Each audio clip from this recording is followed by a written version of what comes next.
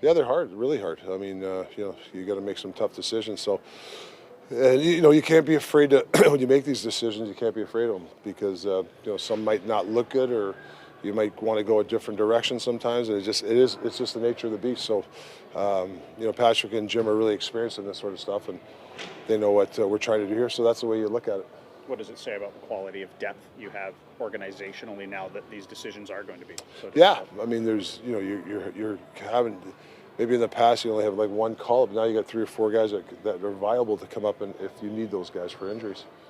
With Garland, is it truly like day to day at this point? Yeah. You've got like the benefit of some time. Yeah. Would you give him the whole weekend off here if he needs it, or? I mean, I don't want to, you guys hold me to the word, but I think he might skate more. I'm not sure though, but it is day to day, But like I said, I know that opening is always big for everybody, and I'm not saying him or anybody.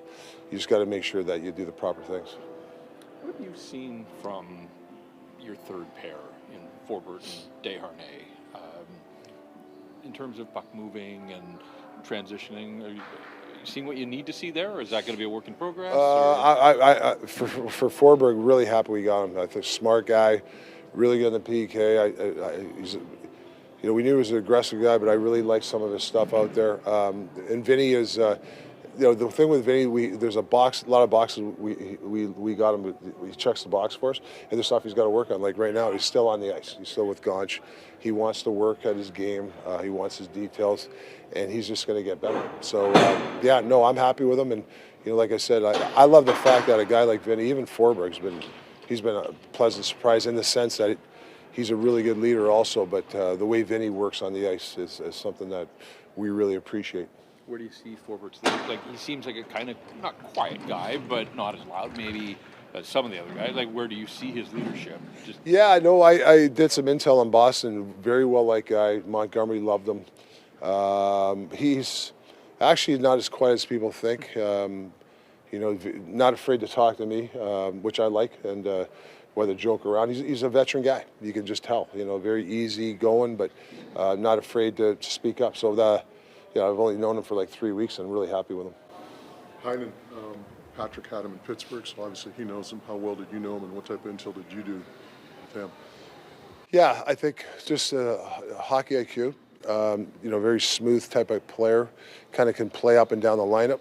But saying that, I think he can be pushed into another level. I think there's another level there. I really, I think he wants that other level, and he's getting a chance with Millsy and Bess, and where he can score some goals and get some points for us. I see it there. Look at that pass last night to Baines on a power play. I mean, that's a no look. Knowing our system power play where the guy was, and he threw a blind. He knew the guy was there. So, that's the sort of stuff he can do for us. You talked about getting the defense a little bit more involved in the offense, that transition game. How long do you think it's going to take before those guys are actually reacting rather than trying to think things through? Yeah, reps. It's practicing high pace that we do, and it's implemented in the game. Even like for me, it's more movement on the blue line. We've given them some more concepts, maybe more D dives, have the D activate on the weak side, have a little confidence when to go. I think it really, when it comes to those guys, is when do I go, when I don't. That's really, but that's reps, and that's being confident that everybody's in position. And it's also time and score. We don't need 2D going down there when we're up a goal. Like, you got to be smart. And we actually talked about game management today. So when you talk about, reps and all that, I mean, usually what's the timeline on that? Maybe like 20 games or 15 or? I mean, honestly, I don't know. I mean, you look at the guys that improved last year. A lot of guys improved last year, had really good years. It goes to each individual. I don't know, but the one thing I'm not going to give up is our identity. Like, we're good without the puck. As much as I know it's an only exhibition game. I think I haven't had their chances, but it wasn't from any system. It was just an individual mistake. I like that, and we don't duplicate mistakes. So I don't want to give up that stuff to have some guy diving down all the time. We got to just be careful. But I do like the fact that have the confidence to go down or to go through the slot, knowing that a guy's backed me up. I think that's something that's going to take some time. With Kiefer, we saw last year with Puce, he could play in the bottom six, he could play in the top six. Is that kind of what you see from Kiefer through these games? Yeah.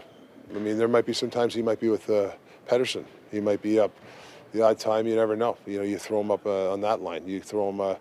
You know, I thought he played really well with Teddy last night. There's some chemistry there. In Baines, or you know, with Hoggy. You know, I think he's a mixture of guy where you can play him anyway. Penalty kill. Sometimes he'll be on the power play. You know, so he's a guy that I can count on in different situations to put him out there 4-on-4. You know, maybe 5-on-6. We're trying to protect the lead when the other team pulls a goalie. I mean, there's not a situation. I don't think. You know, listen, I've known him for 3 weeks, but I've watched video that I think that I'm not as scared to use him.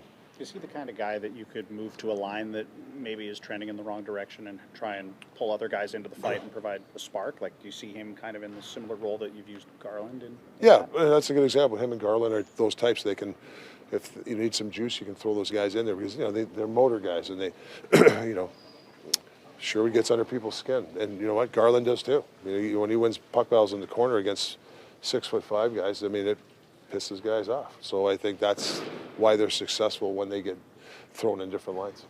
Even before the injury the other night, what did you sort of made of Pia Suter's camp and preseason? I know he scored an empty net goal in the first game, but face-offs were a bit of a struggle for him. Had it been a quiet camp? Yeah, I think it's you always give the veterans the benefit of the doubt. You know, I think with Suits, he's got to keep working on his condition and pushing the pace. I thought, you know, he's worked hard in camp, but he's got to keep pushing himself. That's but he's you know, like he can play the wing center. He's a good hockey IQ guy.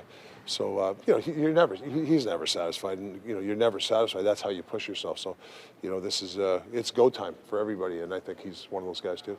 And we don't like each other. He reads maybe more than me. Or is this